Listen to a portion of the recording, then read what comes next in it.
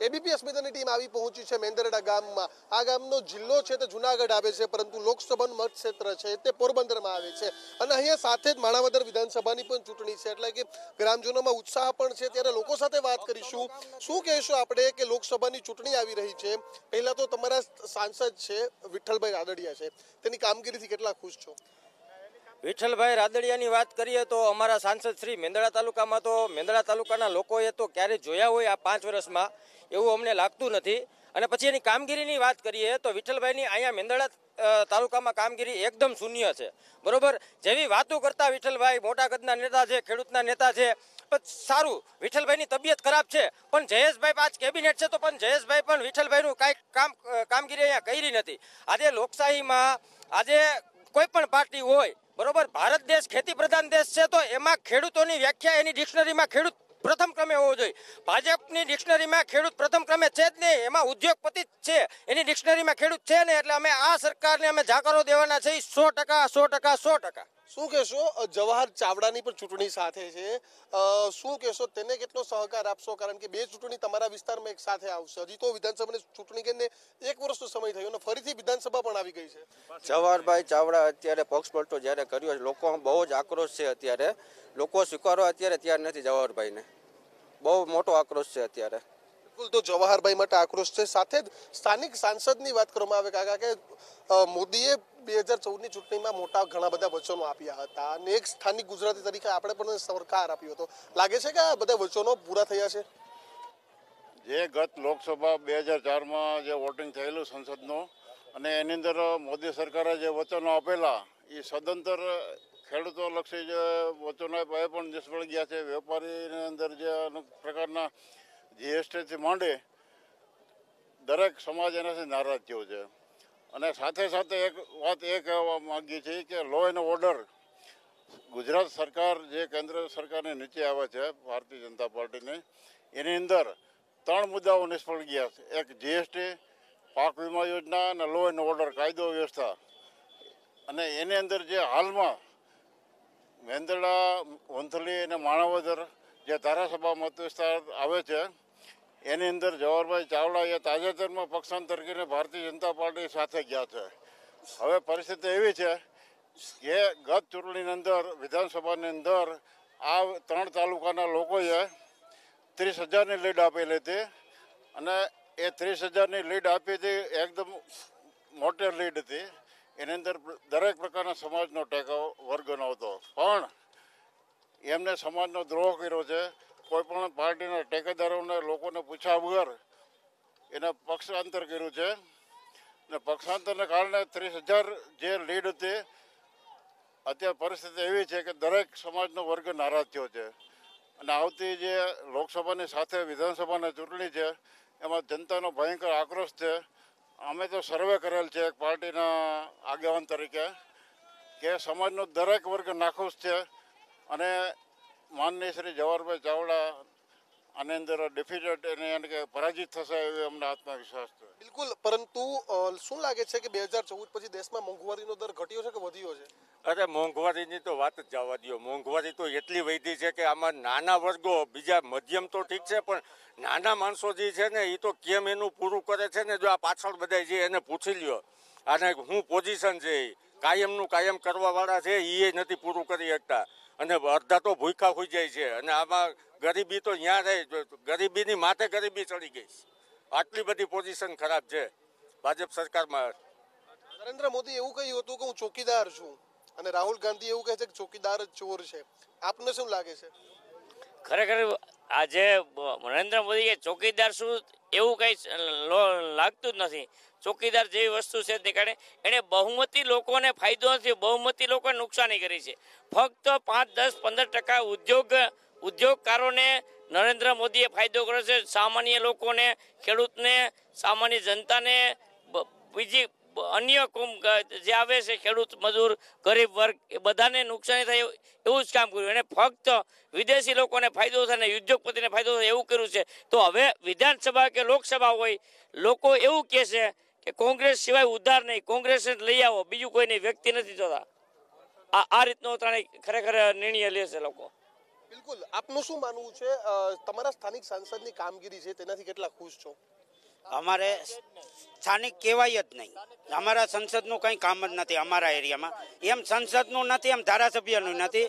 જ્યારે ધારાસભ્ય અહીં પહેલી વખત છૂટાવા આવ્યા, આ તો ખેતી પ્રધાન દેશ છે, નાના ગામડું એટલે બધા ખેતી ઉપર જ નિર્ભર હોય.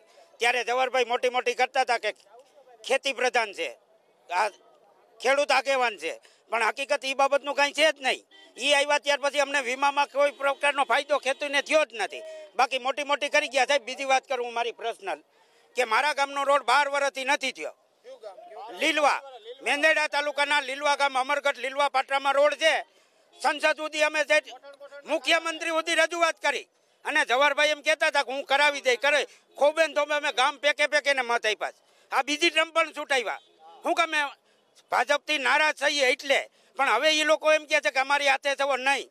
અમે નારાજ ભાજપથી સહી રહેવાના સહી. અમે કોંગ્રેસ ભેગા જ સહી, પંજાની હારે જ સહી. શું કામે અમને અન્યાય કરે છે ભાજપ સરકાર, અમને અન્યાય કરે છે. અમારા વીમા આવ્યા આખા તાલુકામાં 5 ગામને જ આવ્યા, જે એના ગામ છે એને જ આપ્યા છે, બાકી કોઈને આપ્યા જ નથી લાગતા વળગતા ને. તો અમારી અત્યારે ઝુંબેશ ચાલુ જ છે. અમે ધજા લઈને અમે નીકળ્યા જ છીએ વિરોધમાં કે ભાઈ કોઈ પણ હાલતે આ સીટ કોંગ્રેસની છે ને કોંગ્રેસની જ રહે.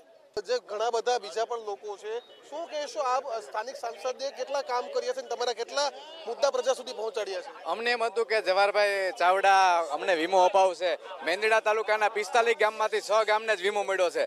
મારી બાજુમાં ઢાંડાવાડા ગામ છે એને વીમો મળ્યો છે, મારા રાજ્યહરને વીમો મળ્યો નથી. અને જીએસટી થી પાવડો લેવા જાય, ખેડૂતો પાવડો લેવા જાય તો એમાં 18% જીએસટી, 50 રૂપિયાનો પાવડો હતો એના 300 રૂપિયા થઈ ગયા છે. બરોબર છે. અને ખેડૂતોને મગફળીના ટેકાના ભાવે ખરીદવાનું કીધું હતું. હજી ખેડૂતોના ઘરમાં 80% મગફળી પડી છે, હજી એને કોઈ લેવા કે ખરીદવા તૈયાર નથી. સરકારે મગફળી બંધ કરી દીધી છે. આપનું શું કહેવું છે? સંસદ તમારા કોઈ પ્રશ્નો જ નથી સાંભળતા? ભાજપ સરકારે જે અચ્છે દિનની વાત કરી હતી, અચ્છે દિન નથી. આજ ખેડૂતોના, મજૂરોના, બધાના મધ્યમ વર્ગના બુરા દિન આવ્યા છે, અચ્છા દિન નથી આવ્યા. ટેકાના ભાવે મગફળી 31 ડિસેમ્બરે મગફળીનું કામ પૂર્ણ થઈ ગયું છે. આજની તારીખમાં છેલ્લો હપ્તો હજી મગફળીનો ખેડૂતોને મળ્યો નથી.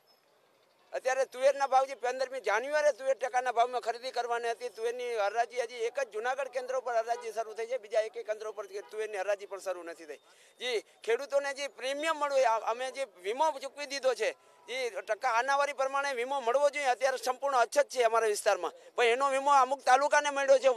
વંથલી અને ભેસાણ 2 તાલુકા હજી પ્રીમિયમમાં બાકી છે. હમણાં 2 દિવસ પહેલા જ ઇન્ટરવ્યુમાં એના પ્રવક્તાએ એમ કીધું છે કે ખેડૂતોને 5 થી 6 દિવસમાં એના ખાતામાં ડાયરેક્ટ જમા રકમ થઈ જશે. પણ ડાયરેક્ટ કે ઇનડાયરેક્ટ હજી ખેડૂતના ખાતામાં પ્રીમિયમની રકમ જમા નથી થઈ. ખેડૂતોને એની અત્યારે જરૂર હોય, ઘાસચારો લેવો હોય, પાણીની તંગી છે, પૈસાની તંગી છે, અત્યારે વ્યવહારિક રીતે એને જીવવું હોય, પણ એમાં એક પણ પૈસો ખેડૂતના ખાતામાં આ સરકાર તરફથી હજી જમા નથી થયો. જ્યાં 2000ની છેલ્લી 6000ની વાતો થઈ છે, એમાં 2000 અમુક જ ખેડૂતોના ખાતામાં જમા થયા છે, પણ એ 2000 હજી પણ આ ખેડૂતના ખાતામાં આપતા પણ જમા નથી. આ લોલીપોપ ખેડૂતોને અને મજૂરોને ખોટા લોલીપોપ પકડાવવામાં આવે છે. આનાથી આ સરકારથી વિકાસ નથી થયો. ગાયની મૂડીવાદી 5% લોકોને વિકાસ થયો છે, બાકી ખેડૂતોને આનાથી બહુ નુકસાન થયું છે. આવતી ટર્મ જો કદાચ ભાજપ સરકાર હજી આવે તો ખેડૂતોને અત્યારે 25% ખેડૂતો એવા છે કે જે એના ખાતા નાબૂદ થઈ ગયા છે. એ લોકો જમીન વેચવા તૈયાર છે. ને અત્યારે 35 થી 40% ખેડૂતો વેચાણની લિસ્ટમાં છે કે એનું કોઈ સંજોગોમાં આમાં ભરણ પોષણ થયું નથી. હું ડબલ ગ્રેજ્યુએટ છું, જાતે ખેતી કરું છું,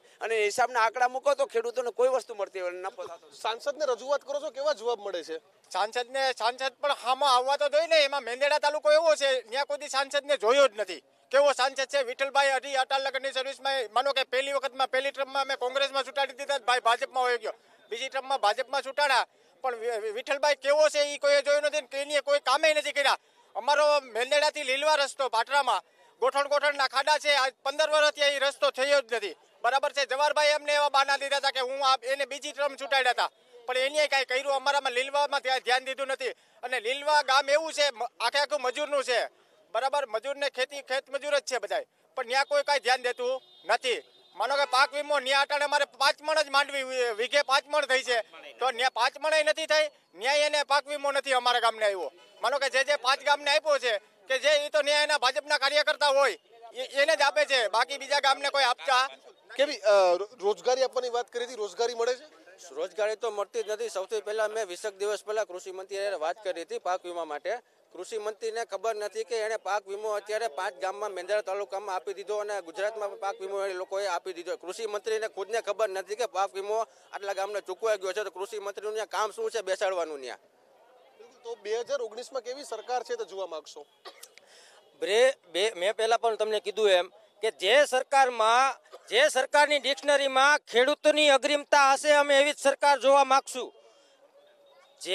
જે સરકારની ડિક્શનરીમાં ખેડૂતોની અગ્રિમતા હશે અમે એવી જ સરકાર જોવા માંગશું. નાના માણસો જે સરકાર નાના માણસોને અગ્રિમતા આપશે અમે એવી જ સરકાર જોવા માંગશું. અને અમારા ધારાસભ્ય શ્રી જવાહરભાઈ ચાવડાએ 5 વર્ષ માટે જે લોકોએ પ્રજાએ પંજાને મત આપ્યો હતો અને દ્રોહ કરીને ગયા છે, પ્રજાનો વિશ્વાસ ગુમાવ્યો છે, એને મેંદરડા તાલુકો 100% જવાબ આપશે. બિલકુલ. તો જે ખેડૂતો માટે કામ કરશે એવી સરકાર છે જોઈએ છે, કારણ કે મુખ્ય ખેડૂતો અહીં વસે છે અને જો કહી શકાય કે જિલ્લો અહીંનો જુનાગઢ છે, વિધાનસભા ક્ષેત્ર છે તે માણાવદર છે, સાથે જ લોકસભા ક્ષેત્ર પોરબંદર છે. એટલે કે લોકોનું માનવું છે કે હંમેશા વિકાસથી આ વિસ્તાર વંચિત રહ્યો છે, એટલે કે મુખ્ય ખેડૂતોનો વિસ્તારનો જે વિકાસ કરશે તેને આ વખતે મત મળશે. કેમેરા પર્સન જયરામ રબારીની સાથે દીક્ષિત ઠકરાર, એબીપી અસ્મિતા, મેંદરડા.